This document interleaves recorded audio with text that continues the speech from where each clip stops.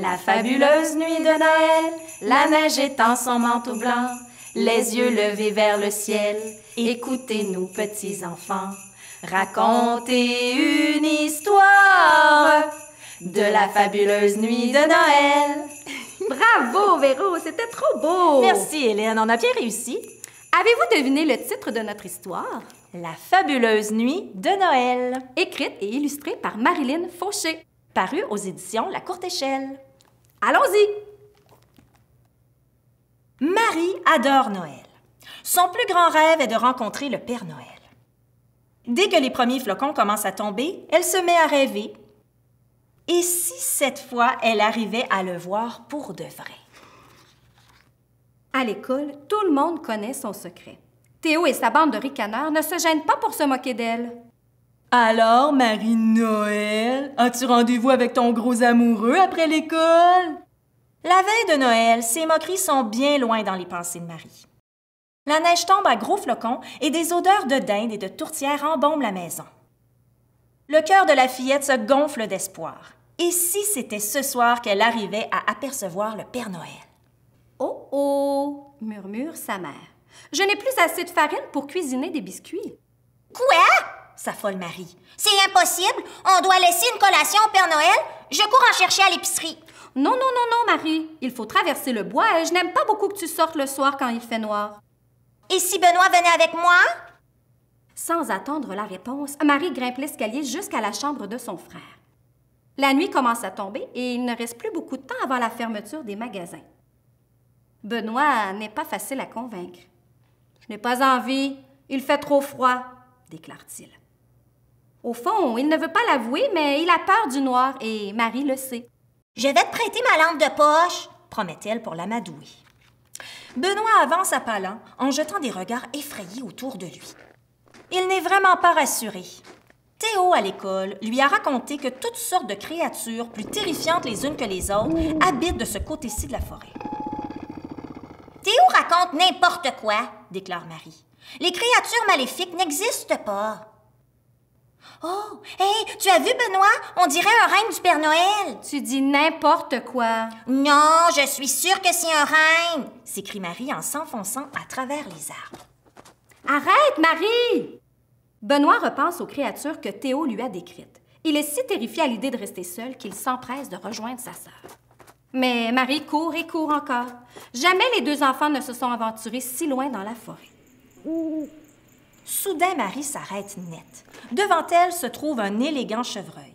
Benoît ronchonne. « Tu vois bien que ce n'est pas un renne.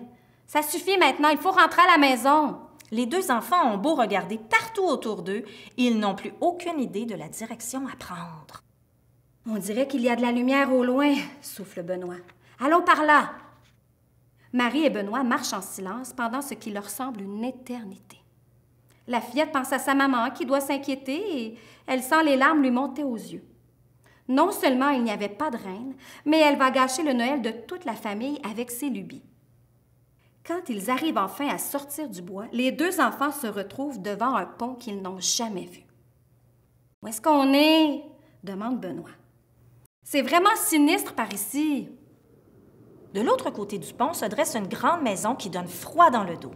« Si on allait demander de l'aide, » propose Marie. « De l'aide? » s'écrie Benoît. « Je ne suis pas certain que les gens qui habitent ici soient du genre à rendre service. On dirait une maison de sorcières. » Les sorcières n'existent pas, souffle Marie, pas très convaincue. « Et même si on voulait, » réplique sèchement Benoît, « la grille est fermée.